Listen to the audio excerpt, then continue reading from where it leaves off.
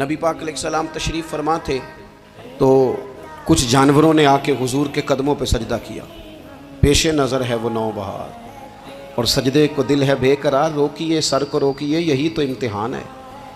کچھ جانوروں نے جب سجدہ کیا تو صحابہ عرض کرنے لگے یا رسول اللہ صلی اللہ تعالیٰ علیہ وسلم ہمارا بھی دل کرتا ہے. تو حضور نے فرمایا بھی سجدہ سوائے رب کے کسی کے لیے جائز نہیں ہے. ہاں اگر جائز ہوتا تو میں خاتون سے کہتا کہ اپنے شوہر کو سجدہ کرے. نبی پاک علیہ السلام نے حد بندی کر دی. یہ جو ہم میلاد مناتے ہیں نا، یہ میلاد اللہ تعالیٰ کی توحید کا بہت بڑا اعلان ہے. ہم کہتے ہیں نبی پاک کا میلاد ہوا. جس کا میلاد ہوتا ہے وہ خدا نہیں ہوتا، جو پیدا ہوتا ہے وہ رب.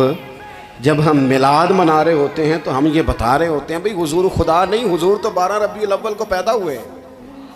تو جو پیدا ہو رب پیدا، اللہ تبارک و تعالیٰ پیدا نہیں ہوتا. مالک تو ازلی ابدی شان رکھتا ہے.